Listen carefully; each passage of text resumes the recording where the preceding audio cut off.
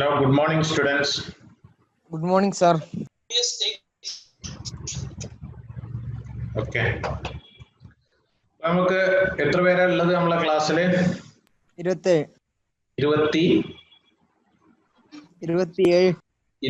പേരുണ്ട് അല്ലേ? അപ്പോൾ 17 പേരായിട്ടേ ഉള്ളൂ അല്ലേ? അപ്പൊ നോക്കാം. 10:15 പറഞ്ഞോണ്ട് സ്റ്റാർട്ട് ചെയ്യാം അല്ലേ? ഓക്കെ. അപ്പൊ നോക്കുക, സൗണ്ട് ക്ലിയർ അല്ലേ? ക്ലിയർ ആണ് സാറേ. ഓക്കെ. അപ്പൊ നോക്കുക, നമുക്ക് ഡിസ്കസ് ചെയ്യേണ്ടത് ഇലക്ട്രോ മാഗ്നറ്റിക് ഇൻഡക്ഷൻ. അപ്പൊ നിങ്ങൾക്ക് ഇലക്ട്രിക് ചാർജസ് ആൻഡ് ഫീൽഡ് കഴിഞ്ഞു, പൊട്ടൻഷ്യൽ കഴിഞ്ഞു അല്ലേ? മൂവിങ് ചാർജസ്, കറണ്ട്, ഇലക്ട്രിസിറ്റി കഴിഞ്ഞു അല്ലേ? Yes or no? Yes sir. Moving charges yes കഴിഞ്ഞു അല്ലേ? മാഗ്നറ്റിസം മാറ്ററോ? നോ. ഇല്ല. ഓക്കെ. അപ്പൊ മാഗ്നറ്റിസം മാറ്റർ പിന്നെ വരുന്ന ചാപ്റ്റർ ആണ് ഇത് ഇലക്ട്രോ മാഗ്നറ്റിക് ഇൻഡക്ഷൻ. അപ്പൊ ഇലക്ട്രോ മാഗ്നറ്റിക് ഇൻഡക്ഷൻ എന്ന് പറഞ്ഞാൽ ഇപ്പൊ നിങ്ങൾക്കറിയാം, പണ്ട് ഇലക്ട്രിസിറ്റിയും മാഗ്നറ്റിസവും നമ്മൾ മനസ്സിലാക്കിയിട്ടുള്ളത് രണ്ട് സെപ്പറേറ്റ് ഫിനോമിന ആയിട്ടായിരുന്നു, രണ്ട് സെപ്പറേറ്റ് ആയിട്ടുള്ള പ്രതിഭാസമായിട്ടായിരുന്നു ഇലക്ട്രിസിറ്റിയും മാഗ്നറ്റിസവും നമ്മൾ തുടക്കത്തിൽ മനസ്സിലാക്കിയത്. ബട്ട് പിന്നീട് ആംബിയറും അതേപോലെ ഓയർസ്റ്റഡും, നിങ്ങൾ കേട്ടിട്ടുണ്ട്, രണ്ട് സയന്റിസ്റ്റ്. ആരൊക്കെയാണ്? ഒന്ന് ആംബിയർ, അതേപോലെ ഓയർസ്റ്റഡ്. ഈ രണ്ട് സയന്റിസ്റ്റ് അവർ മനസ്സിലാക്കി നമുക്ക് ഇലക്ട്രിസിറ്റിയിൽ നിന്ന് മാഗ്നറ്റിസത്തിലേക്ക് പോവാം. ഓയർസ്റ്റഡ് എന്നുള്ള സയന്റിസ്റ്റ് ആണ് പറഞ്ഞത് ഇലക്ട്രിസിറ്റിയിൽ നിന്ന് മാഗ്നറ്റിസത്തിലേക്ക് പോവാം. അതായത് ഒരു മൂവിങ് ചാർജ് അല്ലെങ്കിൽ കറന്റ് ക്യാരിയിങ് വയർ, ഒരു കറന്റ് ക്യാരിയിങ് വയറിന്റെ അടുത്ത് വെച്ചിട്ടുള്ള മാഗ്നറ്റിക് നീഡിൽ ഡിഫ്ലക്ട് ചെയ്യുന്നതായിട്ട് കണ്ടു. അപ്പോൾ ഒരു കറന്റ് ക്യാരിയിങ് വയറിന് മാഗ്നറ്റിക് ഫീൽഡ് പ്രൊഡ്യൂസ് ചെയ്യാം. അതായത് ഇലക്ട്രിസിറ്റിയിൽ നിന്ന് മാഗ്നറ്റിസത്തിലേക്ക് പോവാം.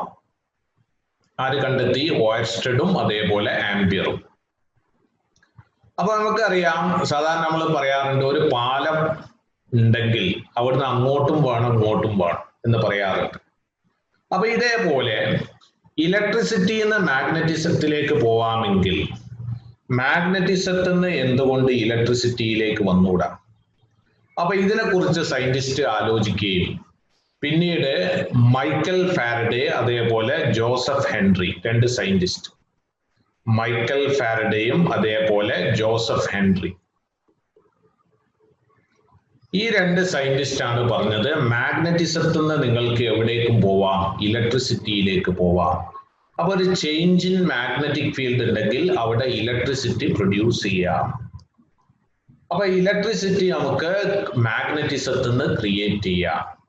അപ്പൊ ഇത് വലിയ ഒരു ഇൻവെൻഷൻ ആയിട്ട് മാറ്റപ്പെട്ടു. കാരണം അതുവരെ നമുക്ക് അവൈലബിൾ ആയിട്ടുണ്ടായിരുന്ന കറണ്ട് എന്ന് പറഞ്ഞാൽ ബാറ്ററിയിൽ നിന്ന് കിട്ടുന്ന കറണ്ട്. നമുക്കറിയാം, സാധാരണ നമ്മളെ വീട്ടിൽ ഉപയോഗിക്കുന്ന ചെറിയ ചെറിയ ബാറ്ററി അല്ലെ, അത് ഏത് കറണ്ടാ തരിക? AC ആണോ DC ആണോ? DC കറണ്ടാണ് അല്ലേ? അപ്പൊ ഈ രൂപത്തിലുള്ള കറണ്ട് നേരത്തെ അവൈലബിൾ ആണ്. ബട്ട് ഇന്നത്തെ മോഡലില് കൊമേഴ്ഷ്യൽ ആയിട്ട് അന്ന് കറണ്ട് അവൈലബിൾ അല്ലായിരുന്നു. നമ്മളെ വീട്ടിലൊക്കെ കറണ്ട് അവൈലബിൾ ആണ്. അപ്പൊ ഈ രൂപത്തില് കറണ്ട് ജനറേറ്റ് ചെയ്യാനുള്ളതിന്റെ പിന്നിലുള്ളത് ഈ മൈക്കൽ ഫാരഡേയും അതേപോലെ ജോസഫ് ഹെൻറിയും ഏത് കണ്ടുപിടിച്ചതാണ്? ചേഞ്ച് ഇൻ മാഗ്നറ്റിക് ഫീൽഡിൽ നിന്ന് ഇലക്ട്രിസിറ്റി കണ്ടെത്താം എന്ന് കണ്ടുപിടിച്ചതാണ്.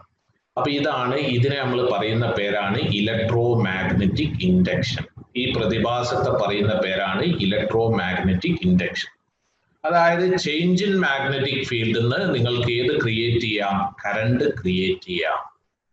അപ്പൊ ഇതാണ് ഇന്ന് നമ്മൾ ഉപയോഗിക്കുന്ന പവർ പ്ലാന്റിലൊക്കെ ഉപയോഗിക്കുന്ന ടെക്നിക്ക്. പവർ പ്ലാന്റ് നമുക്കറിയാം, പല ടൈപ്പ് പവർ പ്ലാന്റ് ഉണ്ട് അല്ലേ? ഏതൊക്കെയാ?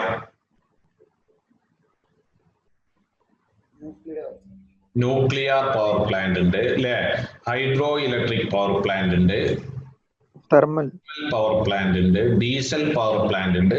അങ്ങനെ ഏത് പവർ പ്ലാന്റ് എടുത്തു നോക്കിയാലും അവിടെ ഇലക്ട്രിസിറ്റി പ്രൊഡ്യൂസ് ചെയ്യുന്നത് ഇലക്ട്രോ മാഗ്നറ്റിക് ഇൻഡക്ഷൻ എന്നുള്ള പ്രതിഭാസമാണ്. അപ്പൊ ഇത് കണ്ടെത്തിയത് ഫാരഡേയും ജോസഫ് ഹെൻറിയാണ്. അപ്പൊ ഇത് ടെക്നോളജിക്കലി വലിയൊരു മാറ്റം ലോകത്ത് ക്രിയേറ്റ് ചെയ്തു.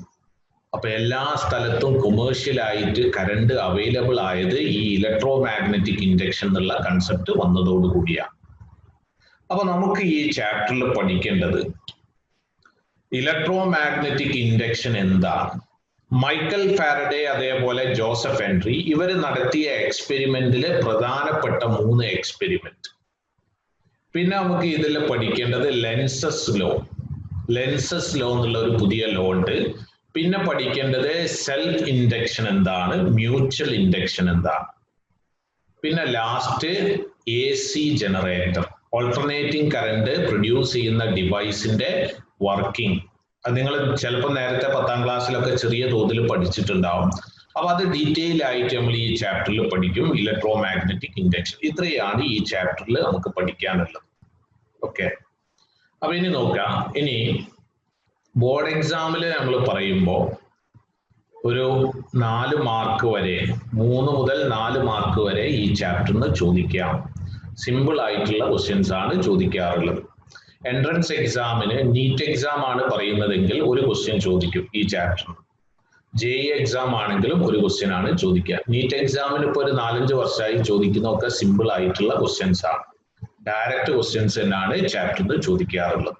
ഓക്കെ, അപ്പൊ നമ്മൾ ഈ ചാപ്റ്റർ ഡിസ്കസ് ചെയ്യാൻ പോവാണ്, ശ്രദ്ധിക്കുക. ഫസ്റ്റ് നമുക്ക് പറയേണ്ടത് മാഗ്നറ്റിക് ഫ്ലക്സ്. ഏതാണ് മാഗ്നറ്റിക് ഫ്ലക്സ്? അപ്പൊ നേരത്തെ നിങ്ങൾ ഇലക്ട്രിക് ഫ്ലക്സ് പഠിച്ചു അല്ലെ? എന്താ ഇലക്ട്രിക് ഫ്ലക്സ്? ആരെങ്കിലും ഒരാൾ പറയൂ. ഇലക്ട്രിക് പ്ലസ് ഫൈ അല്ലെ? അത് നമ്മൾ അതിന്റെ സിമ്പൽ ഉപയോഗിക്കാം. എന്താണ് ഇലക്ട്രിക് ഫ്ലക്സ് എന്ന് പറഞ്ഞാൽ? It is the electric field perpendicular to the surface. Okay, good. എന്താണ് ഇലക്ട്രിക് ഫ്ലക്സ് എന്ന് പറഞ്ഞാൽ? It is the amount of electric field lines passing normal to the surface ആണ് അല്ലെ? ഇലക്ട്രിക് ഫ്ലക്സിന്റെ ഇക്വേഷൻ നിങ്ങൾ പഠിച്ചതാണ്. ഏതാണ്? E ഡോട്ട് ഏതാ? E DES E dot S അല്ലെ? ഇന്റഗ്രൽ E ഡോട്ട് DS അല്ലെങ്കിൽ E ഡോട്ട് S. അപ്പൊ ഇതേ രൂപത്തിൽ തന്നെയാണ് മാഗ്നറ്റിക് ഫ്ലക്സും പറയുന്നത്. ഇതേ രൂപത്തിൽ തന്നെയാണ് മാഗ്നറ്റിക് ഫ്ലക്സും പറയുന്നത്. അപ്പൊ എന്താ മാഗ്നറ്റിക് ഫ്ലക്സ് എന്ന് പറഞ്ഞാൽ? It is the amount of electric field ലൈൻസിന് പകരം ഏതാണ്? Magnetic field lines passing normal to the surface. ഒരു സർഫസിന് നോർമൽ ആയിട്ട് പാസ് ചെയ്യുന്ന amount of magnetic field lines, ഇതിനെ പറയുന്നതാണ് ഇത് മാഗ്നറ്റിക് ഫ്ലക്സ്. അപ്പൊ മാഗ്നറ്റിക് ഫ്ലക്സ് പറയണമെങ്കിൽ നിങ്ങൾക്ക് എന്ത് വേണം? ഒരു സർഫസ് വേണം. ആ സർഫസിലൂടെ പെർപെൻഡിക്കുലർ ആയിട്ട് പാസ് ചെയ്യുന്ന മാഗ്നറ്റിക് ഫീൽഡ് ലൈൻസ്, അതിനെ പറയുന്നതാണ് മാഗ്നറ്റിക് ഫ്ലക്സ്. അതാണ് മാഗ്നറ്റിക് ഫ്ലക്സിന്റെ കൺസെപ്റ്റ്. ഇനി നമ്മൾ 2 സിറ്റുവേഷനിൽ മാഗ്നറ്റിക് ഫ്ലക്സ് പറയാം. 2 സിറ്റുവേഷനിൽ മാഗ്നറ്റിക് ഫ്ലക്സ് പറയാം. അപ്പൊ അതിൽ ഒന്നാമത്തെ സിറ്റുവേഷൻ നോക്കുക, case 1. If the field is uniform and the surface is planar. അതായത് നമ്മൾ എടുക്കുന്ന field, magnetic field uniform magnetic field ആണ് എടുക്കുന്നത്. രണ്ടാമത്തെ പോയിന്റ് എന്ന് പറഞ്ഞാൽ അവിടെ സർഫസ് എടുക്കുന്നത് ഒരു പ്ലനാർ സർഫസ് ആണ്. അതായത് ഒരു 2 ഡയമെൻഷണൽ സർഫസ് ആണ്, ഇറഗുലർ സർഫസ് അല്ല. അപ്പൊ അങ്ങനെയുള്ള ഒരു സിറ്റുവേഷൻ നോക്കുക.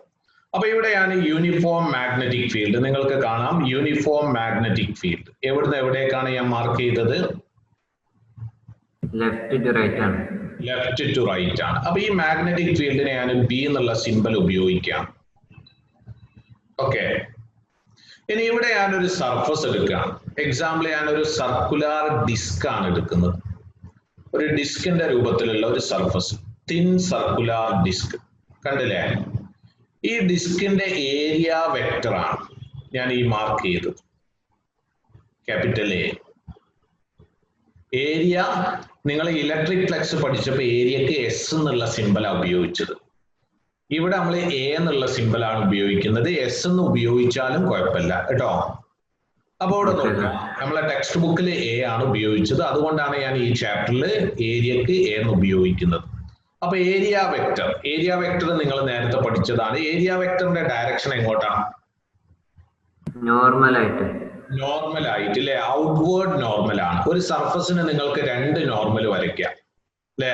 ഇവിടെ തന്നെ വേണമെങ്കിൽ നോർമല് പുറകോട്ടും വരയ്ക്കാം. ബട്ട് ഏത് നോർമൽ നമ്മൾ എടുക്കേണ്ടത്? ഔട്ട്വേർഡ്. കറക്റ്റ്. ഇനി ഈ ഏരിയ വെക്ടറും മാഗ്നറ്റിക് ഫീൽഡും തമ്മിലുള്ള ആംഗിൾ ഞാൻ മാർക്ക് ചെയ്യാണ്. ഏതാണ്? തീറ്റ. ഏരിയ വെക്ടറും മാഗ്നറ്റിക് ഫീൽഡും തമ്മിലുള്ള ആംഗിൾ തീറ്റയാണ്. അങ്ങനെയാണെങ്കിൽ എനിക്ക് മാഗ്നറ്റിക് ഫ്ലക്സ് പറയാം. മാഗ്നറ്റിക് ഫ്ലക്സിന് നമ്മൾ ഉപയോഗിക്കുന്ന സിമ്പല് ഫൈ എന്നാണ്. ഇനി മാഗ്നറ്റിക് എന്ന് കാണിക്കാൻ വേണ്ടി ചിലപ്പോൾ ഫൈ ബി എന്നും ഉപയോഗിക്കും. ഫൈ എന്ന് ഉപയോഗിച്ചാൽ മതി, ചിലപ്പോൾ ഫൈ ബി എന്നും ഉപയോഗിക്കും. അപ്പൊ മാഗ്നറ്റിക് ഫ്ലക്സ് ഏതാ ഇക്വേഷൻ വരിക? ഇലക്ട്രിക് ഫ്ലക്സ് പറഞ്ഞ അതേ രൂപത്തിൽ തന്നെ. അപ്പൊ ഏതാ? E dot S. അപ്പൊ ഇവിടെ ഏതാ വരിക? B dot. ക്ലിയർ അല്ലേ? അപ്പൊ ഇതിന് ഡോട്ട് പ്രൊഡക്റ്റ് ആണ്. അപ്പൊ ഇതിനെ നിങ്ങൾക്ക് എഴുതാം ഇറ്റ് ഈസ് ഈക്വൽ ടു ഏതാണ്? B A cos theta. അപ്പൊ ഇവിടെ തീറ്റ എന്ന് പറഞ്ഞാൽ എന്താ? ആംഗിൾ. മാഗ്നറ്റിക് ഫീൽഡും area angle uniform magnetic field. Clear അല്ലേ? ബി എന്ന് പറഞ്ഞാൽ ഏതാണ്? യൂണിഫോം മാഗ്നറ്റിക് ഫീൽഡ് ആണ്. ബി ഏതാണ്? യൂണിഫോം മാഗ്നറ്റിക് ഫീൽഡ് ആണ്. എ എന്ന് പറഞ്ഞാലോ? ഏരിയ വെക്ടർ ആണ്. ക്ലിയർ അല്ലേ? അപ്പൊ ഇതാണ് മാഗ്നറ്റിക് ഫ്ലക്സിന്റെ ഇക്വേഷൻ. ഏത് കേസില്? ഫീൽഡ് യൂണിഫോം ആയിരിക്കണം, അതേപോലെ സർഫസ് പ്ലനാർ ആയിരിക്കണം. അങ്ങനെയാണെങ്കിൽ നമുക്ക് ഫ്ലക്സിന്റെ ഇക്വേഷൻ ഏത് എഴുതാം? ബി ഡോട്ട് എ, അല്ലെങ്കിൽ ഏതാണ്? It is equal to B A cos theta. ഇനി ഞാൻ പറയാൻ പോകുന്ന രണ്ടാമത്തെ കേസ് ഒന്ന് നോക്കാം. രണ്ടാമത്തെ കേസിൽ നമ്മൾ പറയുന്നത് ഫീൽഡ് നോൺ യൂണിഫോം ആവുക, അതല്ലെങ്കിൽ സർഫസ് ഇറഗുലർ ആവുക, അതല്ലെങ്കിൽ ഇത് രണ്ടും വരുന്ന സിറ്റുവേഷൻ. അപ്പൊ ഒന്നെങ്കിൽ ഫീൽഡ് നോൺ യൂണിഫോം ആവുക, അല്ലെങ്കിൽ സർഫസ് ഇറഗുലർ ആവുക, അല്ലെങ്കിൽ ഇത് രണ്ടും വരുന്ന ഒരു സിറ്റുവേഷൻ. അങ്ങനെയുള്ള സിറ്റുവേഷനിൽ നമ്മളെ ഫോർമുലയിൽ ചെറിയൊരു മാറ്റമുണ്ട്. അപ്പൊ അതുകൊണ്ടാണ് നമ്മൾ ഇത് സെപ്പറേറ്റ് ആയിട്ട് പറയുന്നത്. നോക്കുക. അപ്പൊ ഇവിടെ ഞാൻ നോൺ യൂണിഫോം മാഗ്നറ്റിക് ഫീൽഡ് ആണ് കാണിച്ചത്. യൂണിഫോം മാഗ്നറ്റിക് ഫീൽഡ് എങ്ങനെയാ റെപ്രസെന്റ് ചെയ്യാം?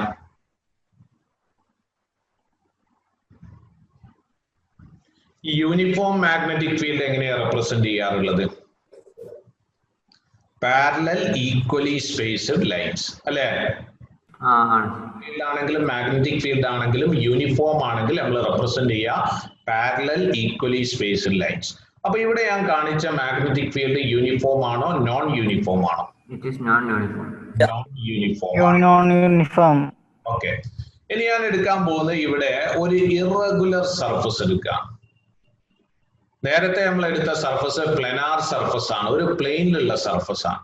ഇതൊരു പ്ലെയിനിലുള്ള സർഫസ് അല്ല, നമ്മൾ എടുക്കുന്ന ഒരു 3 ഡയമെൻഷനിൽ ആയിട്ടുള്ള ഒരു സർഫസ്. ഞാൻ വരച്ചപ്പോൾ പ്ലെയിനിലുള്ള രൂപത്തിലായി പോയിട്ടുണ്ടെങ്കിലും ഞാൻ ഉദ്ദേശിച്ചത് ഏതാണ്? ഒരു 3 ഡയമെൻഷണൽ സർഫസ് ആണ്. അപ്പൊ ഇങ്ങനെയുള്ള കേസിൽ നമ്മൾ ചെയ്യേണ്ടത്, മാഗ്നറ്റിക് ഫ്ലക്സ് കാൽക്കുലേറ്റ് ചെയ്യേണ്ടത് ഈ സർഫസിൽ ഒരു ചെറിയ ഏരിയ എടുക്കുക, ആ ഏരിയ വെക്ടർ മാർക്ക് ചെയ്യുക. അപ്പൊ അതിനെ നമ്മൾ റെപ്രസെന്റ് ചെയ്യുക ഡി എ എന്നാണ്. അപ്പൊ ഏരിയ വെക്ടർ ഡി എ, അതാണ് ഇങ്ങനെ മുകളിലോട്ട് കാണിച്ചത്. മാഗ്നറ്റിക് ഫീൽഡ്, ഏരിയ വെക്ടറും മാഗ്നറ്റിക് ഫീൽഡും തമ്മിലുള്ള ആംഗിൾ എത്രയാണ്? തീറ്റ. ഈ ആംഗിൾ എത്രയാണ്? തീറ്റയാണ്. അപ്പൊ അങ്ങനെയാണെങ്കിൽ ഈ ചെറിയ സർഫസ്, നിങ്ങൾ എടുത്ത ഈ ചെറിയ ഏരിയ ഉള്ള സർഫസ്, അതിലൂടെയുള്ള ഫ്ലക്സ് പറയാം flux through the small area D A. D A എന്നുള്ള ഈ ചെറിയ ഏരിയയിലൂടെയുള്ള ഫ്ലക്സ് നമ്മൾ റെപ്രസെന്റ് ചെയ്യുക ഡി ഫൈ എന്നാണ്. D phi B, D phi അല്ലെ ഡി ഫൈ ബി, എങ്ങനെ വേണമെങ്കിലും റെപ്രസെന്റ് ചെയ്യാം. ഏതാ ഇക്വേഷൻ വരിക? നേരത്തെ പറഞ്ഞ പോലെ തന്നെ പറയാം. ഏതാ ഇക്വേഷൻ വരിക? ബി ഡോട്ട് ഈ ചെറിയ area, B dot D A അല്ലേ? അപ്പൊ നമുക്ക് ടോട്ടൽ ഫ്ലക്സ് കിട്ടാൻ എന്താ ചെയ്യേണ്ടത്? ഇതേപോലെ എല്ലാ ചെറിയ ഏരിയ എടുക്കുക അല്ലെ? ഇതേപോലെ ചെറിയ ഏരിയ എടുക്കുക, ഫ്ലെക്സ് കാണുക, എന്നിട്ട് ആഡ് ചെയ്യുക. ഈ സമ്മേഷൻ എന്താ? ഇന്റഗ്രേഷൻ ആയിട്ട് മാറും അല്ലെ? അപ്പൊ ടോട്ടൽ മാഗ്നറ്റിക് ഫ്ലക്സ് ഏതാ ഇക്വേഷൻ വരിക? ഇതിനെ ഇന്റഗ്രേറ്റ് ചെയ്യാം അല്ലെ? അപ്പൊ ഏതാ ഇക്വേഷൻ വരിക? Integral B dot D A. ഈ സർഫസ് മൊത്തം integral B dot D A. Clear അല്ലേ? അപ്പൊ ഇതാണ് മാഗ്നറ്റിക് ഫ്ലക്സിന്റെ ഇക്വേഷൻ. അപ്പൊ മാഗ്നറ്റിക് ഫ്ലക്സിന് നിങ്ങൾക്ക് രണ്ട് ഇക്വേഷൻ പറയാം. ഒന്നാമത്തെ ഇക്വേഷൻ എന്ന് പറഞ്ഞാല് സർഫസ് പ്ലനാർ സർഫസ് ആകുക, സർഫസ് പ്ലനാർ ആകുക, മാഗ്നറ്റിക് ഫീൽഡ് യൂണിഫോം ആണെങ്കിൽ ബി ഡോട്ട് ഡി എന്ന് എഴുതിയാൽ ബി ഡോട്ട് എ എന്ന് എഴുതിയാൽ മതി. ഇനി സർഫസ് ഇറഗുലർ ആണ്, അല്ലെങ്കിൽ ഈ ഫീൽഡ് നോൺ യൂണിഫോം ആണ്, അല്ലെങ്കിൽ ഇത് രണ്ടും വന്നാൽ നമ്മൾ ചെയ്യേണ്ടത് integral B dot D A ആണ്. അവിടെ ഉപയോഗിക്കുന്ന കൺസെപ്റ്റ് ഇതാണ്: ചെറിയൊരു ഏരിയ എടുക്കുക, അതിലൂടെയുള്ള ഫ്ലക്സ് കാണുക, എന്നിട്ട് അതേപോലെയുള്ള എല്ലാ ഏരിയ എടുക്കുക, ഫ്ലക്സ് കാണുക, ആഡ് ചെയ്യുക. അഡീഷൻ എന്തായിട്ട് മാറും? ഇന്റഗ്രേഷൻ ആയിട്ട് മാറും. ഓക്കെ അല്ലേ?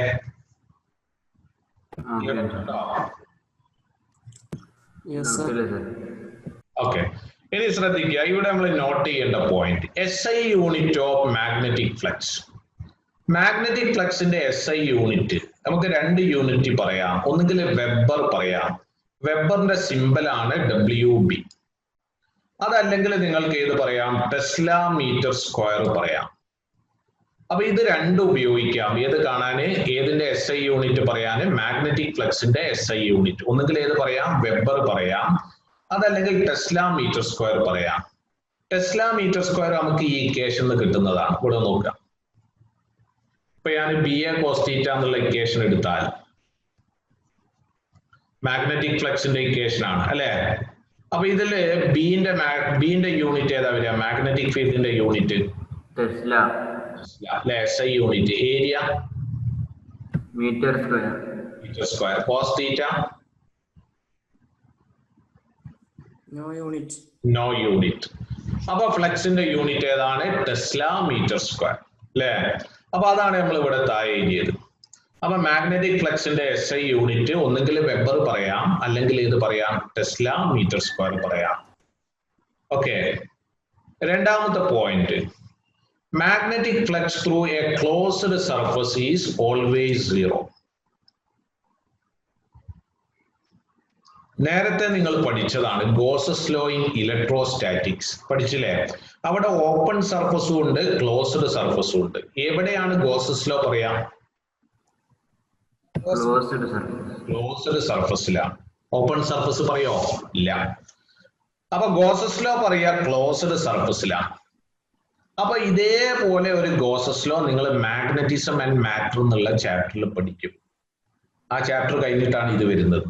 അപ്പൊ അവിടെ നിങ്ങൾ പഠിക്കുന്നുണ്ട് ഗോസസ് ലോ ഇൻ മാഗ്നറ്റിസം. അതാണ് ഇത് magnetic flux through a closed surface is always zero. ഒരു ക്ലോസ്ഡ് സർഫസിലൂടെയുള്ള മാഗ്നറ്റിക് ഫ്ലക്സ് എപ്പോഴും സീറോ ആയിരിക്കും. അപ്പൊ അത് നമ്മൾ മാത്തമെറ്റിക്കൽ ആയിട്ട് കാണിക്കുകയാണെങ്കിൽ ഈ രൂപത്തിലാണ് വരിക: closed integral B dot D S അല്ലെങ്കിൽ ബി ഡോട്ട് ഡി എ എപ്പോഴും എന്തായിരിക്കും? സീറോ ആയിരിക്കും.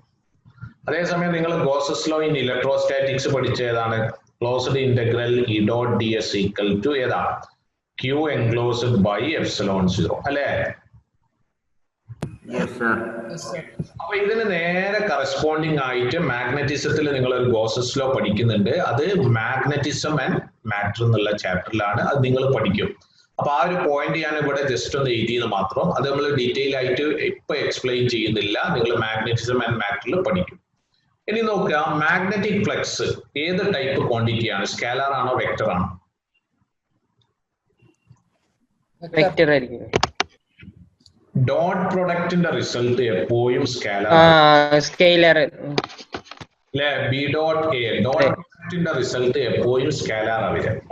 അപ്പൊ നിങ്ങൾക്ക് വർക്ക്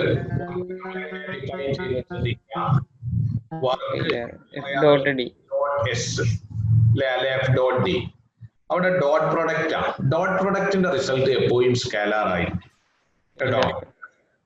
അപ്പൊ ഇവിടെ മാഗ്നറ്റിക് ഫ്ലക്സ് സ്കാലാർ ആണോ വെക്ടർ ആണോ? സ്കേലാർ ക്വാണ്ടിറ്റി ആണ്. സ്കേലാർ ക്വാണ്ടിറ്റി ആണ്. ഓക്കെ, അപ്പൊ ഇതുവരെ പറഞ്ഞത് ക്ലിയർ ആണോ? ഇതിൽ എന്തെങ്കിലും ഡൗട്ട് ഉണ്ടോ? നമ്മൾ ആകെ പറഞ്ഞത് മാഗ്നറ്റിക് ഫ്ലക്സ് എന്താണ്. മാഗ്നറ്റിക് ഫ്ലക്സിന്റെ കൺസെപ്റ്റ് എന്താണ്? Amount of magnetic normal to the surface. പിന്നെ നമ്മൾ രണ്ട് ഇക്വേഷൻ പറഞ്ഞു, രണ്ട് സിറ്റുവേഷന് കറസ്പോണ്ടിങ് ആയിട്ട്. ഒന്ന് എവിടെയാണ്? ഫീൽഡ് യൂണിഫോമും സർഫേസ് പ്ലാനാറും ആണ് അല്ലേ? അപ്പൊ സിമ്പിൾ ആയിട്ട് എഴുതിയാൽ മതി ബി ഡോട്ട് എ. അതല്ലെങ്കിൽ സർഫസ് ഇറഗുലർ, അല്ലെങ്കിൽ ഫീൽഡ് നോൺ യൂണിഫോം, അല്ലെങ്കിൽ ഇത് രണ്ടും വന്നാൽ നിങ്ങൾ ചെയ്യേണ്ടത് ചെറിയൊരു സർഫസിലൂടെയുള്ള ഫ്ലക്സ് കാണുക, എന്നിട്ട് അതിനെ ഇന്റഗ്രേറ്റ് ചെയ്യുക. അപ്പൊ മാത്തമെറ്റിക്കൽ ആയിട്ട് എഴുതുക surface integral B dot D A. ഇനി മാഗ്നറ്റിക് ഫ്ലക്സിന്റെ യൂണിറ്റ് ടെസ്ല മീറ്റർ സ്ക്വയർ പറയാം, അതല്ലെങ്കിൽ ഒരു സെപ്പറേറ്റ് യൂണിറ്റ് ഉണ്ട്, ഏതാണ്? Weber. Magnetic flux through a closed surface is 0. അത് ഗോസസ് ലോ ഇൻ മാഗ്നറ്റിക്സ് ആണ്. പിന്നെ മാഗ്നറ്റിക് ഫ്ലക്സ് എന്ന് പറഞ്ഞാൽ എന്താണ്? ഒരു സ്കേലാർ ക്വാണ്ടിറ്റി ആണ്. ഇത് ക്ലിയർ അല്ലേ? Yes sir. ഓക്കെ, ഇനി നമ്മൾ ഇതുമായിട്ട് റിലേറ്റ് ചെയ്ത ഒരു ചെറിയ പ്രോബ്ലം നിങ്ങൾക്ക് പെട്ടെന്ന് ചെയ്യാം. പെന്നും പേപ്പറും എടുക്കുക, ഒന്ന് പെട്ടെന്ന് ചെയ്ത് നോക്കുക. ക്വസ്റ്റ്യൻ എഴുതേണ്ട, അത് സ്ക്രീൻഷോട്ട് ചെയ്ത് വെച്ചാൽ മതി. പ്രോബ്ലം വായിച്ചില്ല എല്ലാരും അല്ലേ? Suppose a coil of 100 turns. അല്ലേ, 100 ചുരുളുകൾ ഉണ്ട്, 100 turns. അപ്പൊ n നിങ്ങൾക്കറിയാം 100 ആണ് അല്ലേ? ഒരു സർക്കുലാർ കോയിലാണ്, റേഡിയസ് തന്നിട്ടുണ്ട്, എത്രയാണ്? 20 സെന്റിമീറ്റർ ആണ്. Is kept normal to magnetic field. അല്ലെ, മാഗ്നറ്റിക് ഫീൽഡിന് നോർമൽ ആയിട്ടാണ് വെച്ചത്. മാഗ്നറ്റിക് ഫീൽഡ് എത്രയാണ്? 5 ടെസ്ല. എന്താ നിങ്ങൾ കാൽക്കുലേറ്റ് ചെയ്യേണ്ടത്? ഫ്ലക്സ് ആണ്. Anybody got the answer?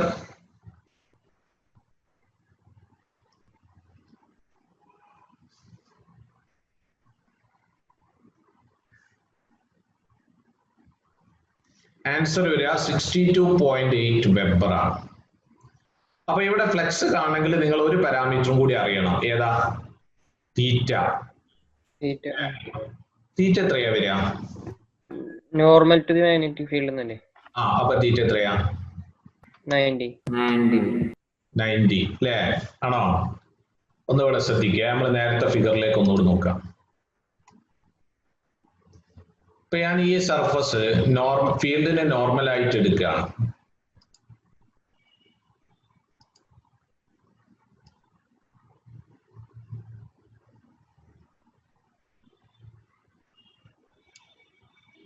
ഇത് ഫീൽഡ് നോർമൽ അല്ലേ? അതെ, ആണോ? അല്ലേ? അതെ അല്ലേ? Yes or no? Yes sir. Yes sir. അപ്പൊ ഇവിടെ ഞാൻ ഇതിനൊരു നോർമൽ വരച്ചാൽ ഏരിയ വെക്ടർ ഔട്ട്വേർഡ് നോർമൽ. അപ്പൊ നോർമൽ വരച്ചു. ഇപ്പൊ നോർമൽ ഇങ്ങോട്ടല്ലേ വരിക? ഏരിയ വെക്ടർ അല്ലേ? അപ്പൊ ഏരിയ വെക്ടറും മാഗ്നറ്റിക് ഫീൽഡും തമ്മിലുള്ള ആംഗിൾ എത്രയാ? 0 ആണ്. ഇതല്ലേ ഏരിയ വെക്ടർ. കോയിൽ വെച്ചത് മാഗ്നറ്റിക് ഫീൽഡിന് നോർമൽ ആയിട്ട്. അപ്പൊ ഏരിയ വെക്ടർ ഞാൻ കാണിച്ചു. ഏരിയ വെക്ടർ എങ്ങനെ വരിക? Outward normal. ആ ഡയറക്ഷനിൽ തന്നെയാണ് ആരും ഉള്ളത്? മാഗ്നറ്റിക് ഫീൽഡും. മാഗ്നറ്റിക് ഫീൽഡ് ഇങ്ങോട്ട് തന്നെ അല്ലേ? കൺസെപ്റ്റ് ക്ലിയർ ആണോ? അല്ലേ? അപ്പൊ തീറ്റ എത്രയാ വരിക? തീറ്റ 0. അപ്പൊ നമ്മളെ പ്രോബ്ലത്തിലേക്ക് വരിക. തീറ്റ എത്രയാണ്? 0 ആണ്. അപ്പൊ ഇനി നിങ്ങൾക്ക് ഈ പ്രോബ്ലം ചെയ്യാം. ഏതാ ഫ്ലക്സിന്റെ ഇക്വേഷൻ? ഒരു കോയിൽ ആണെങ്കിൽ നമുക്കറിയാം ഏതാ?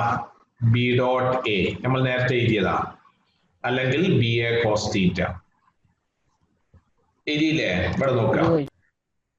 ഒരു കോയിൽ അവിടെ ഉള്ളത് ഈ ഫിഗറിൽ അല്ലേ? അല്ലേ? ഒരു കോയിലാണ് അല്ലേ? അപ്പൊ ഇവിടെ നമ്മളെ പ്രോബ്ലത്ത് പറഞ്ഞത് എത്രയാ? 100. അപ്പൊ 100 കോയിൽ ഉണ്ട്. 100 ചുരുളുകൾ ഉണ്ട്. അപ്പൊ ഒരു കോയിലിന്റെ കേസിൽ ബി എ കോസ് തീറ്റ ആണെങ്കിൽ 100 ടേൺസിന്റെ കേസിൽ നമുക്ക് ഇക്വേഷൻ എങ്ങനെ എഴുതാം? 100 into BA. 100 into എന്ന് എഴുതാം അല്ലെ? അപ്പൊ എങ്ങനെ ഇക്വേഷൻ വരിക? N B A cos theta. Clear അല്ലേ? എൻ എന്ന് പറഞ്ഞാൽ ഏതാണ്? ടോട്ടൽ നമ്പർ ഓഫ് ടേൺസ് ആണ് അല്ലെ? മൂവിങ് ചാർജസ് കംപ്ലീറ്റ് ചെയ്തോ? കംപ്ലീറ്റ് ചെയ്തിട്ടില്ല. എവിടെ വരെ എത്തി?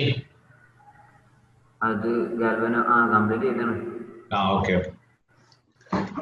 അപ്പൊ ഇവിടെ നോക്കുക.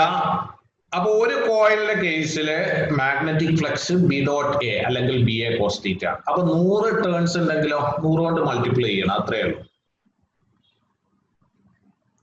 ഇനി നിങ്ങൾക്ക് ചെയ്യാൻ പറ്റുമോ നോക്കൂ. ഈ സ്റ്റെപ്പില് ഡൗട്ട് ഉണ്ടോ? സർ. ഇതൊന്ന് ആൻസറിലേക്ക് എത്തിക്കുക എല്ലാരും. ഇല്ല. ഇവിടെ സെന്റിമീറ്ററിനെ മീറ്ററിലേക്ക് മാറ്റണം. കാരണം ബാക്കിയുള്ള ക്വാണ്ടിറ്റീസ് ഒക്കെ എസ് ഐയിലാണ്. അപ്പൊ ഇതിനെയും എസ് ഐയിലേക്ക് മാറ്റണം. അപ്പൊ 20 സെന്റിമീറ്റർ എന്ന് പറഞ്ഞാൽ എത്ര മീറ്റർ ആണ്? 0.2 മീറ്റർ ആണ്. 0.2 മീറ്റർ. ഇവിടെ എന്റെ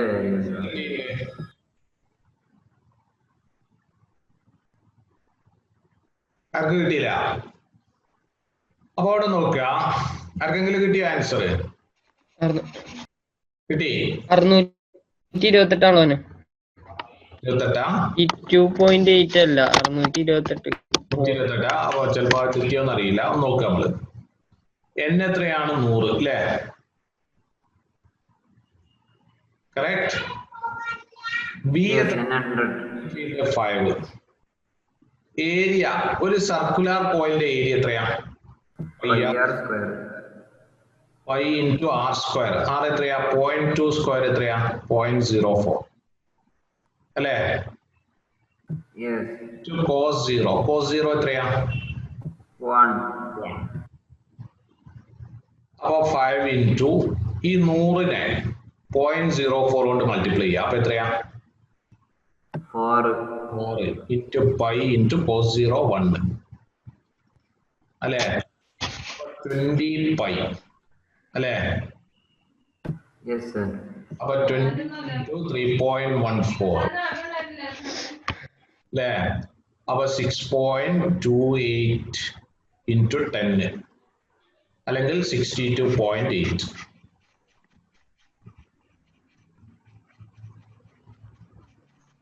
കിട്ടിയോ?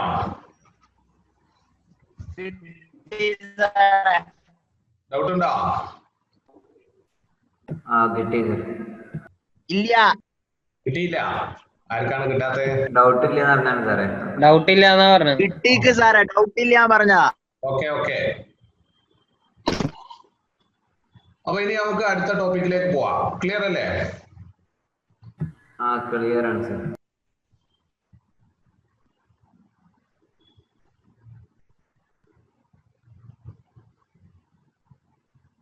ഇനി നോക്കുക. എല്ലാരും ചായ ഒക്കെ കഴിച്ചില്ലേ? 10 മണിന്റെ ബ്രേക്കില്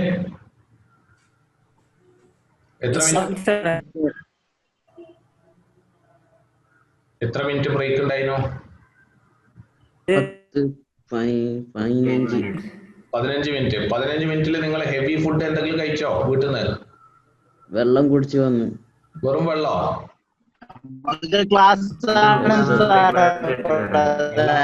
അല്ലേ? ചായയും ഒക്കെ കഴിച്ചിട്ടുണ്ടാവും. നിങ്ങൾ സത്യം മാത്രം വെള്ളം മാത്രമേ കഴിച്ചുള്ളൂ. ഓക്കെ. അപ്പൊ നോക്ക.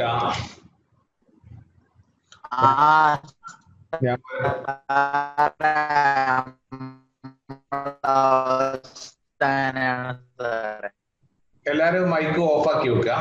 ഞാൻ ചോദിക്കുന്ന ആള് മാത്രം ഓൺ ആക്കിയാൽ മതി കേട്ടോ. മുഹമ്മദ് ഫായിസ്.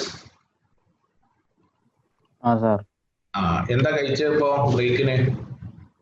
ബ്രേക്കിനൊന്നും കഴിച്ചില്ല, കാരണം സമയം കിട്ടിയില്ല. ഇല്ല.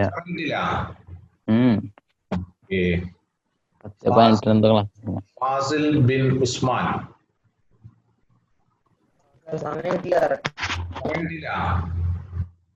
ഓക്കെ.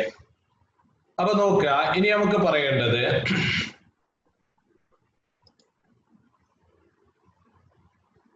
വളരെ പ്രധാനപ്പെട്ട ഭാഗമാണ്, ശ്രദ്ധിക്കുക. Experiments of Faraday and Henry. ഇതാണ് നമുക്ക് പറയേണ്ടത്. Experiments of Faraday and Henry. Michael Faraday and Joseph Henry.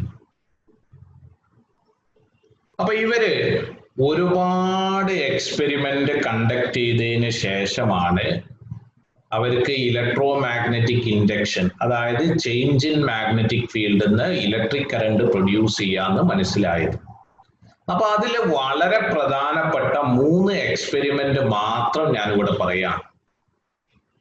ഒരുപാട് എക്സ്പെരിമെന്റിന് ശേഷമാണ് അവർക്ക് റിസൾട്ട് കിട്ടിയത്. ബട്ട് അതിൽ വളരെ പ്രധാനപ്പെട്ട 3 എക്സ്പെരിമെന്റ് മാത്രം നമ്മൾ പറയാം. അപ്പൊ അതിൽ ഒന്നാമത്തെ എക്സ്പെരിമെന്റ് ശ്രദ്ധിക്കാം. ഒന്നാമത്തെ എക്സ്പെരിമെന്റില്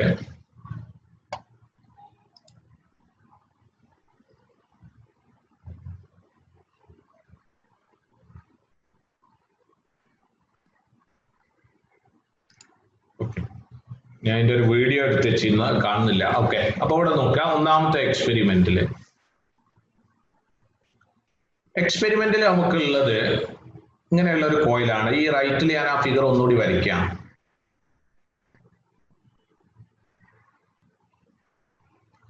ഇങ്ങനെയുള്ള ഒരു സർക്കുലാർ കോയിൽ അല്ലെങ്കിൽ ഒരു സോളിനോയിഡ് രൂപത്തിലുള്ള കോയിൽ. കുറച്ച് ടേൺസേ ഉള്ളൂ, കംപ്ലീറ്റ്ലി സോളിനോയിഡ് അല്ല.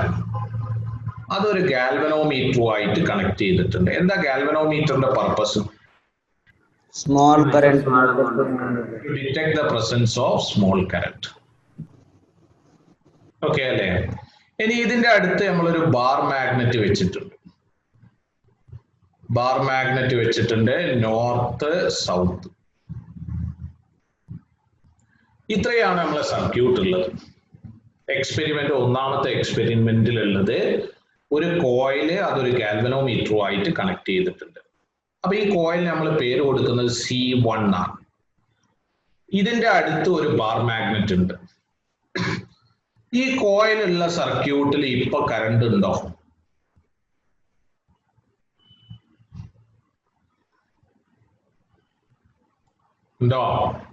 കറണ്ട് ഉണ്ടാവണമെങ്കിൽ എന്ത് വേണം? കറണ്ട് പ്രൊഡ്യൂസ് ചെയ്യുന്ന എന്തെങ്കിലും ഡിവൈസ് വേണം. ഈ സർക്യൂട്ടിൽ ബാറ്ററി ഉണ്ടോ? ഇല്ല. C1 അതായത് കോയിൽ വെച്ചിട്ടുള്ള സർക്യൂട്ടിൽ ബാറ്ററി ഉണ്ടോ? ഇല്ല. കറക്റ്റ്. ഇനി നമ്മൾ ചെയ്യാൻ പോകുന്നത്, ഈ ബാർ മാഗ്നറ്റിന്റെ നോർത്ത് നമ്മൾ ഈ കോയിലിന്റെ അടുത്തേക്ക് മൂവ് ചെയ്യാം.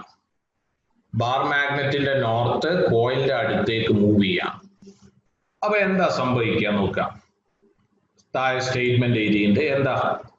when the north pole of the magnet is moved towards or away from the coil, the galvanometer shows deflections in the opposite directions. അപ്പൊ എന്താ ഈ സ്റ്റേറ്റ്മെന്റിൽ പറഞ്ഞത്? ഈ ബാർ മാഗ്നറ്റ് നിങ്ങൾ അടുത്തേക്ക് മൂവ് ചെയ്താൽ നിങ്ങൾക്ക് കാണാൻ പറ്റുന്നത് ഈ ഗാൽവനോമീറ്റർ ഡിഫ്ലക്ട് ചെയ്യുന്നതായിട്ട് കണ്ടു. ഗാൽവനോമീറ്റർ ഡിഫ്ലക്ട് ചെയ്യണമെങ്കിൽ എന്ത് വേണം? ആ സർക്യൂട്ടിൽ ഒരു കറന്റ് ഉണ്ടായിരിക്കും. കറണ്ട് ജനറേറ്റ് ചെയ്യപ്പെടണം. ബട്ട് കറണ്ട് ഉണ്ടാക്കുന്ന എന്തെങ്കിലും അവിടെ ഉണ്ടോ? ബാറ്ററിയോ അങ്ങനത്തെ എന്തെങ്കിലും സെറ്റപ്പ് ആ സർക്യൂട്ടിൽ ഉണ്ടോ? ഇല്ല. അതാണ് നമ്മൾ ഈ ഫിഗറിൽ കാണിച്ചത്. ഈ ഫിഗർ നോക്കുക, ലെഫ്റ്റ് സൈഡിലുള്ള ഫിഗർ. ഒരു ബാർ മാഗ്നറ്റ് നോർത്തും സൗത്തും അല്ലെ, അതിങ്ങനെ അടുത്തേക്ക് മൂവ് ചെയ്യാം. ഇവിടെ ഈ ലൈൻസ് കാണിച്ചത് എന്താണ്? മാഗ്നറ്റിക് ഫീൽഡ് ലൈൻസ് ആണ്. നോർത്ത് നിന്ന് പുറത്തേക്ക് പോകുന്നത്, സൗത്തിലേക്ക് വരുന്നത്. അപ്പൊ ഈ ബാർ മാഗ്നറ്റ് നിങ്ങൾ അടുത്തേക്ക്, കോയിലിന്റെ അടുത്തേക്ക് മൂവ് ചെയ്താൽ നിങ്ങൾക്ക് കാണാം കോയിലുള്ള ഗാൽവനോമീറ്റർ ഡിഫ്ലക്ട് ചെയ്യുന്നതായിട്ട് കാണാം അല്ലേ? ചെയ്യുന്നതായിട്ട് കാണാം. അപ്പൊ അതിന്റെ അർത്ഥം സർക്യൂട്ടിൽ ഒരു കറണ്ട് ജനറേറ്റ് ചെയ്തു. ആ കറണ്ടിന്റെ ഡയറക്ഷൻ ഒക്കെ ഇതിൽ കാണിച്ചിട്ടുണ്ട്. ഡയറക്ഷൻ എങ്ങനെയാ കിട്ടുക എന്നുള്ളത് ഒക്കെ നമ്മൾ പിന്നീട് പറയും. അപ്പൊ നിങ്ങൾ മനസ്സിലാക്കുക, ഈ കോയിലിന്റെ അടുത്തേക്ക് ഒരു ബാർ മാഗ്നറ്റ് മൂവ് ചെയ്തപ്പം അവിടെ എന്ത് കണ്ടു? ഗാൽവനോമീറ്റർ ഡിഫ്ലക്ട് ചെയ്യുന്നതായിട്ട് കണ്ടു. അപ്പൊ നമ്മൾ ചെയ്യാൻ പോകുന്നത് ഫാരഡേന്റെ എക്സ്പെരിമെന്റ് നമ്മളൊന്ന് ചെയ്തു നോക്കാം, എന്നിട്ട് അതിലുള്ള ഒബ്സർവേഷൻസ് പറയാം. അപ്പൊ എനിക്ക് ഒന്നാമത് കിട്ടിയ ഒബ്സർവേഷൻ ഇതാണ്: when the north pole of the magnet is moved towards or away from the coil, the galvanometer shows deflections in the opposite direction. എന്താ ഇതിന്റെ അർത്ഥം? ഈ ഓപ്പോസിറ്റ് ഡയറക്ഷൻ ലെഫ്റ്റിലേക്ക് മാഗ്നറ്റ് മൂവ് ചെയ്യുമ്പോൾ റൈറ്റിലേക്ക് റിഫ്ലക്ട് ചെയ്യും. അതായത് ഇപ്പൊ ഇത് മൂവ് ചെയ്യുന്നത് ലെഫ്റ്റിലേക്കാണ് അല്ലേ? ലെഫ്റ്റിലേക്ക് മൂവ് ചെയ്തപ്പോ ഗാൽവനോമീറ്ററിന്റെ ഡിഫ്ലക്ഷൻ എങ്ങോട്ടാ കിട്ടിയത്? റൈറ്റിലേക്ക് ആയിട്ടാണ്. ഇനി ഈ ബാർ മാഗ്നറ്റ് നിങ്ങൾ പുറത്തേക്ക് മൂവ് ചെയ്താലോ? റൈറ്റിലേക്ക് മൂവ് ചെയ്താൽ ഡിഫ്ലക്ഷൻ എങ്ങനെയാ കിട്ടുക? ലെഫ്റ്റിലേക്ക് ആയിട്ട്. അതായത് ഓപ്പോസിറ്റ് ആണെന്നാണ് അർത്ഥം. ഗാൽവനോമീറ്ററിൽ സീറോ മാർക്കിംഗ് എവിടെയാണ് ഉണ്ടാവുക? സെന്ററിലാണോ ഒരു സൈഡിലാണോ? ഗാൽവനോമീറ്ററിൽ നിങ്ങൾ വോൾട്ട് മീറ്റർ, അമീറ്റർ ഇതൊക്കെ കണ്ടില്ലേ ലാബില്? Zero mark ചെയ്തൂല്ലേ? അവിടെ ഇങ്ങനെ സ്കെയിൽ ഇങ്ങനെ സീറോ സെന്ററിലല്ലേ? അല്ലേ? എവിടെ ഗാൽവനോമീറ്ററിൽ സീറോ ഉണ്ടാവുക? സെന്റർ അല്ലേ? ഇനി രണ്ടാമത്തെ പോയിന്റ് നോക്കാം. രണ്ടാമത്തെ point, similar results are obtained when the magnet is kept stationary and the coil is moved. എന്താ ഈ പറഞ്ഞത്? ഈ ബാർ മാഗ്നറ്റ് നിങ്ങൾ എന്തിലേക്ക് വെക്കുക? റെസ്റ്റിലാക്കുക. ഇപ്പൊ നമ്മൾ മൂവ് ചെയ്ത ബാർ മാഗ്നറ്റ് ആണ്. ഈ ബാർ മാഗ്നറ്റ് നിങ്ങൾ റെസ്റ്റിൽ വെക്കുക, എന്നിട്ട് പകരം ഏത് മൂവ് ചെയ്യുക? കോയിലിനെ മൂവ് ചെയ്യുക. അപ്പൊ ബാർ മാഗ്നറ്റ് റെസ്റ്റില്, പകരം ഈ കോയിൽ നിങ്ങൾ അടുത്തേക്ക് അല്ലെങ്കിൽ ദൂരത്തേക്ക് മൂവ് ചെയ്യാം. അങ്ങനെ മൂവ് ചെയ്താലും നിങ്ങൾക്ക് എന്ത് കാണാം? ഗാൽവനോമീറ്ററിൽ ഡിഫ്ലക്ഷൻസ് കാണാം in the opposite direction. Clear അല്ലേ? അല്ലേ? മൂന്നാമത്തത് ശ്രദ്ധിക്കുക, when the south pole of the magnet, ഇപ്പൊ നമ്മൾ മൂവ് ചെയ്തത് ഏത് പോളാ? North. When the south pole of the magnet is moved towards or away from the coil, the deflections in the galvanometer are opposite to that observed with the north pole for similar movement. എന്താ പറഞ്ഞത്? നമ്മൾ north ആണ് ഇപ്പൊ move ചെയ്തത്. അതേസമയം നിങ്ങൾ south ആണ് move ചെയ്യുന്നതെങ്കിലോ നിങ്ങൾക്ക് ഇതേപോലെ ഡിഫ്ലക്ഷൻസ് കാണാം, ബട്ട് ഓപ്പോസിറ്റ് ഡയറക്ഷൻ ആയിരിക്കും. ഇപ്പൊ എക്സാമ്പിൾ, ഈ ഫിഗറിൽ നമ്മൾ നോർത്ത് മൂവ് ചെയ്തു അല്ലെ? ഗാൽവനോമീറ്റർ എങ്ങോട്ട് ഡിഫ്ലക്ട് ചെയ്തു? റൈറ്റിലേക്ക്. ഇനി ഇവിടെ തന്നെ നിങ്ങൾ ഒരു ബാർ മാഗ്നറ്റിന്റെ സൗത്ത് ആണ് അടുത്തേക്ക് move ചെയ്യുന്നതെങ്കിലോ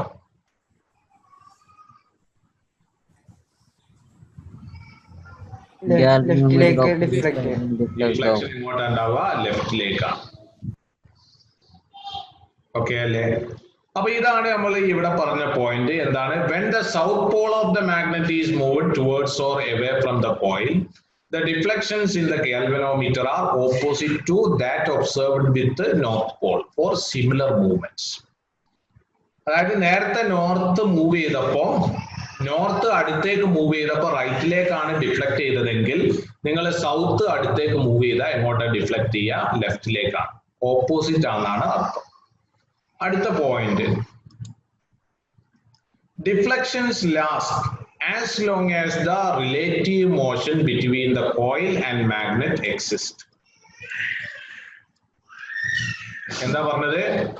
Deflection lasts as long as the relative motion between the coil and magnet exists. അതായത് ഇവിടെ കോയിലും മാഗ്നറ്റും തമ്മിൽ റിലേറ്റീവ് മോഷൻ ഉണ്ടെങ്കിൽ, അതായത് രണ്ടും റെസ്റ്റിലാണെങ്കിൽ എന്തില്ല?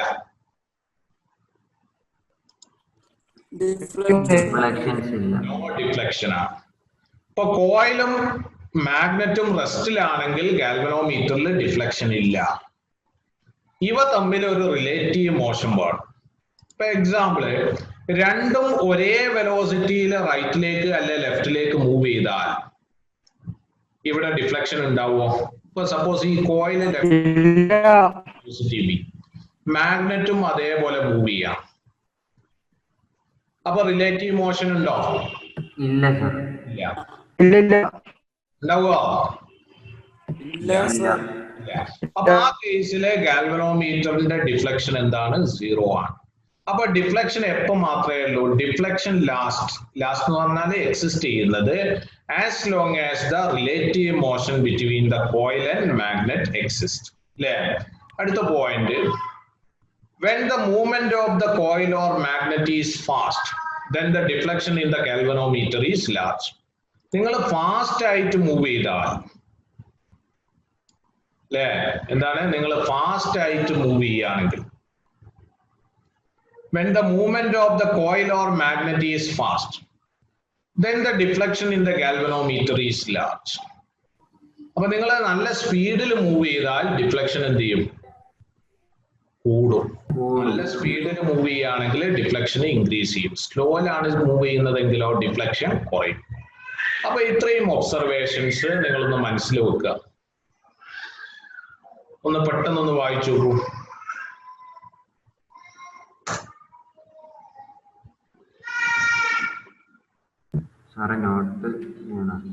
എങ്ങനെ? നോട്ട്സ് എന്താ ചെയ്യണ്ടേ? നോട്ട്സ് ഞാൻ തരാം കേട്ടോ, പ്രിന്റഡ് നോട്ട്സ് ആയിട്ട് തരാം. പോരെ? നിങ്ങൾ എടുത്ത് വെക്കുക, മറ്റേത് ഞാൻ പ്രിന്റഡ് നോട്ട് ആയിട്ട്. പ്രിന്റഡ് നോട്ട്സ് ഇങ്ങനെ ഓരോരോ ഭാഗം കഴിയുമ്പോൾ ഒറ്റ ചാപ്റ്റർ കഴിഞ്ഞാൽ ഡയറക്റ്റ് ആയിട്ട് അയക്കുള്ളതാണ്. എങ്ങനെയാ നിങ്ങൾക്ക് വേണ്ടത്? ഇന്ന് ഒരു ഭാഗം എടുത്താൽ അന്നത്തെ ഭാഗം അയക്കോ, അല്ലെങ്കിൽ ചാപ്റ്റർ കഴിഞ്ഞാൽ മാത്രമേ അയക്കുള്ളൂ? എങ്ങനെ വേണമെങ്കിലും ചെയ്യാം. അന്നത്തത് അന്ന് അയച്ചാൽ നന്നായിരിക്കും സാർ. ഓക്കെ, അങ്ങനെ അയച്ചു തരാം കേട്ടോ. ഇന്നത്തെ തന്നെ അയച്ചു തരാം. Okay sir. അപ്പൊ ഈ പോയിന്റ് നിങ്ങളൊരു മെമ്മറിയിൽ വെക്കുക പെട്ടെന്ന്. അപ്പൊ ഇതൊന്ന് മെമ്മറൈസ് ചെയ്യാൻ ഈ സ്ക്രീൻ ഒന്ന് ഒഴിവാക്കാണ്. അപ്പൊ നമ്മളെ ഒബ്സർവേഷൻസ് ഏതൊക്കെയായിരുന്നു? നമ്മളെ ഒബ്സർവേഷൻസ് ഒന്നാമത്തത്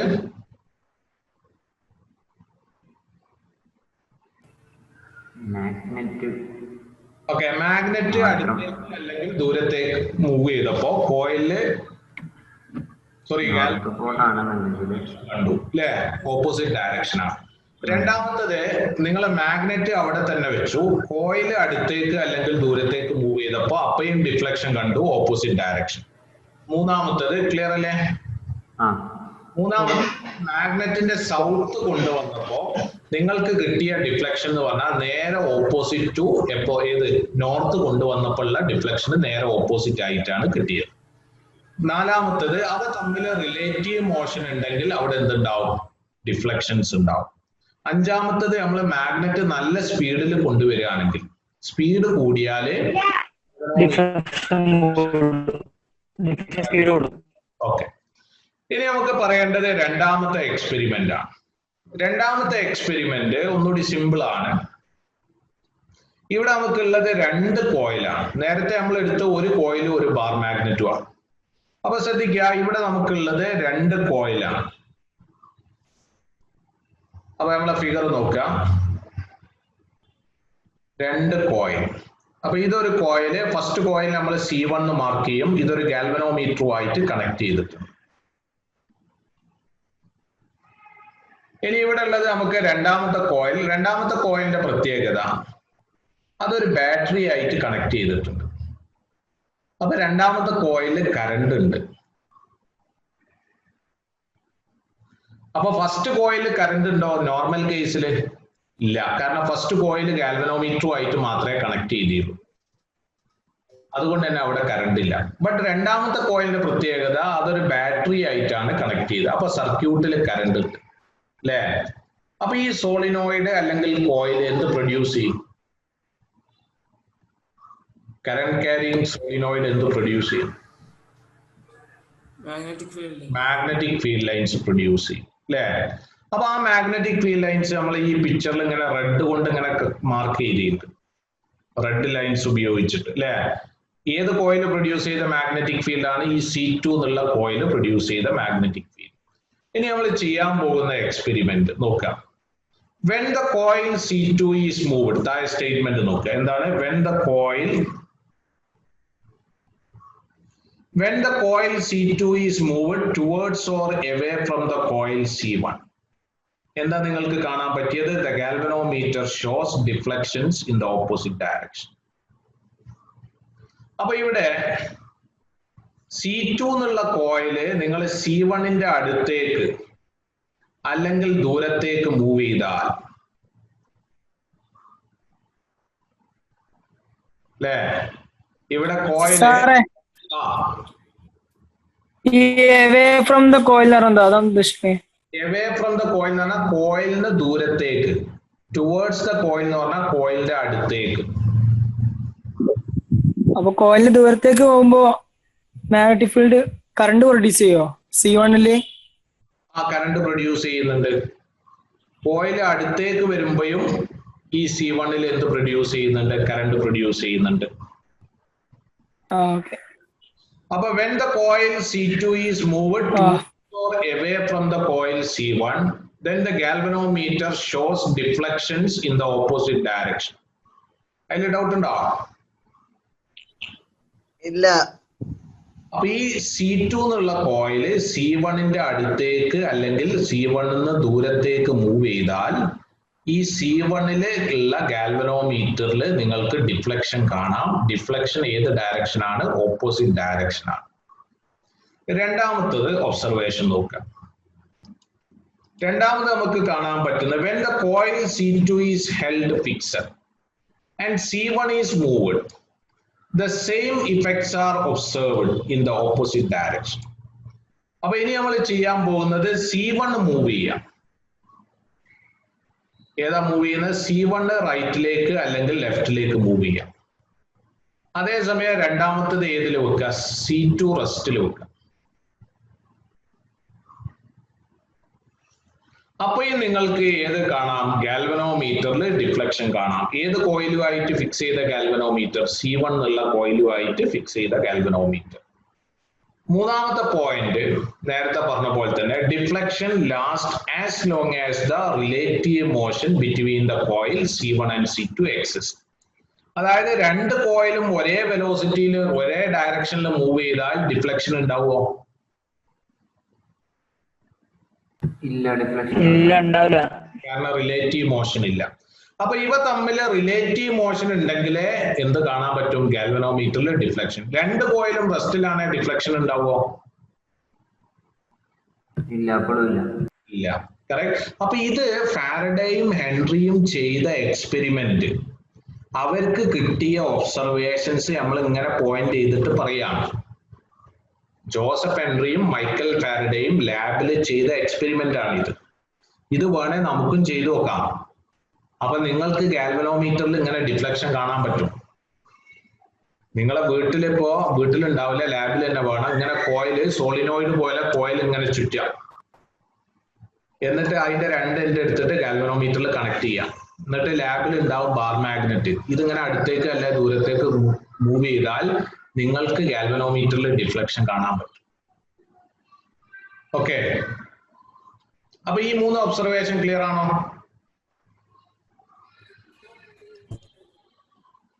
അപ്പൊ നോക്കുക, ഫാരഡേന്റെ രണ്ടാമത്തെ എക്സ്പെരിമെന്റിൽ നമുക്കുള്ളത് എന്തായിരുന്നു? രണ്ട് കോയിൽ അല്ലെ.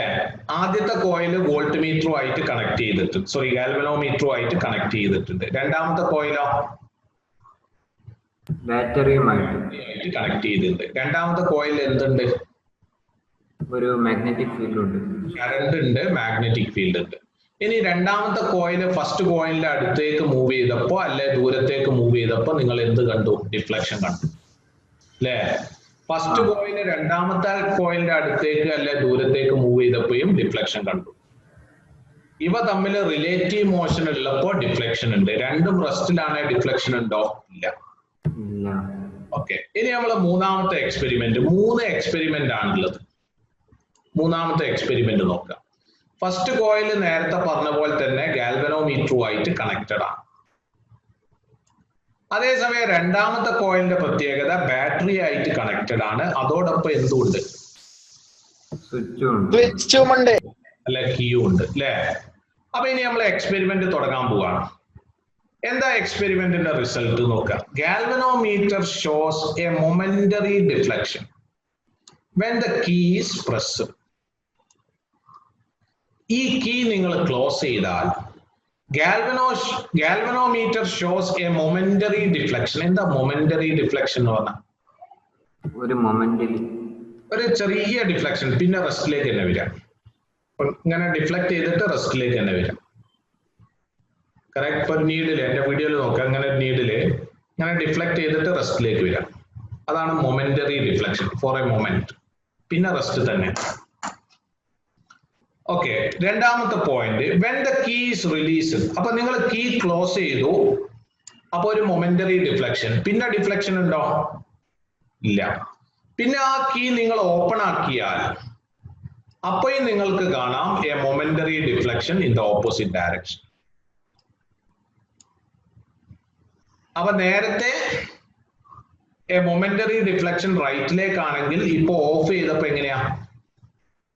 മൊമെന്ററി ഡിഫ്ലക്ഷൻ ലെഫ്റ്റിലേക്ക്. അതായത് നമ്മൾ സ്വിച്ച് ഓൺ ആക്കുമ്പോ ഒരു ഡിഫ്ലക്ഷൻ ഉണ്ട്, പിന്നെ ഓൺ ആയി കിടക്കുമ്പോ പിന്നെ ഡിഫ്ലക്ഷൻ ഇല്ല, പിന്നെ നിങ്ങൾ അത് ഓഫ് ആക്കുമ്പോഴും ഒരു ഡിഫ്ലക്ഷൻ ഉണ്ട് അല്ലെ? ചില സ്വിച്ച് നമ്മൾ ഇടുമ്പോ നിങ്ങൾ ശ്രദ്ധിച്ചിട്ടുണ്ടാവും, ഒന്നെങ്കിൽ ഓൺ ആക്കുമ്പോ അല്ലെ ഓഫ് ആക്കുമ്പോ ചെറിയൊരു സ്പാർക്കിങ്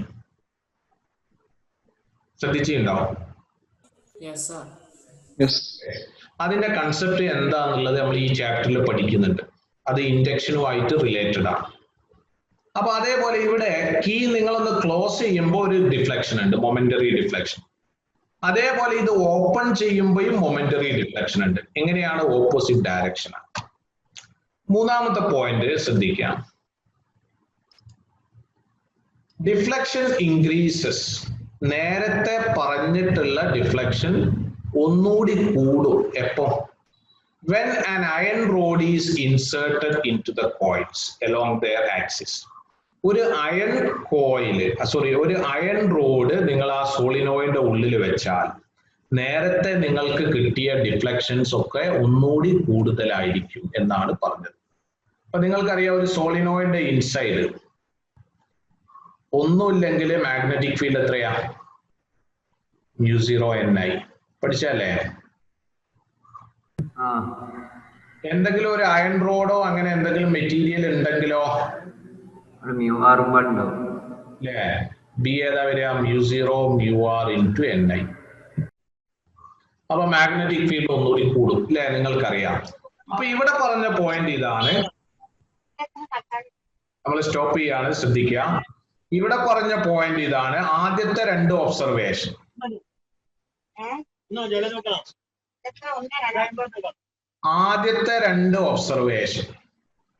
ആ ഒബ്സർവേഷനിലെ ഡിഫ്ലക്ഷൻ ഒന്നുകൂടി കൂടും. എപ്പോ?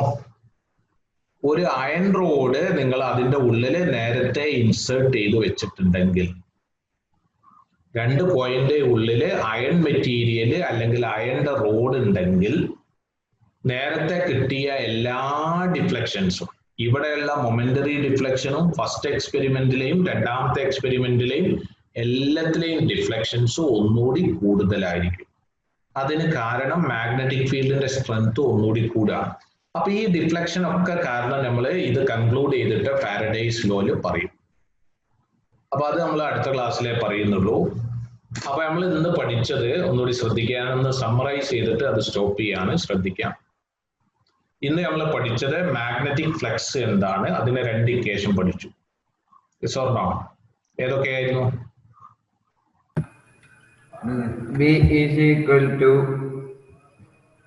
ഒന്ന് ബി ഡോട്ട് എ, രണ്ട് ഏതാണ്? Integral B dot D A അല്ലേ? രണ്ട് സിറ്റുവേഷൻ. പിന്നെ നമ്മൾ പഠിച്ചത് അതുമായിട്ട് റിലേറ്റ് ചെയ്ത ഒരു പ്രോബ്ലം ചെയ്തു. പിന്നെ നമ്മൾ ചെയ്തത് മൈക്കൽ ഫാരഡേയും ജോസഫ് ഹെൻറിയും നേരത്തെ ലാബിൽ നടത്തിയിട്ടുള്ള എക്സ്പെരിമെന്റ്സ്, അതിൽ പ്രധാനപ്പെട്ട 3 എക്സ്പെരിമെന്റും അതിൽ കിട്ടിയ ഒബ്സർവേഷൻസും നമ്മളൊന്ന് ഡിസ്കസ് ചെയ്തു. ഓക്കെ, ഫസ്റ്റ് എക്സ്പെരിമെന്റിൽ ഏതൊക്കെയായിരുന്നു? ഒരു കോയിലും ഒരു മാഗ്നറ്റും. രണ്ടാമത്തെ എക്സ്പെരിമെന്റിലോ ഒരു കോയിലും ഒരു ബാറ്ററി. രണ്ടാമത്തെ കോയിൽ എന്തുമായിട്ട് കണക്ട് ചെയ്തിട്ടുണ്ട്? ബാറ്ററി ആയിട്ട്.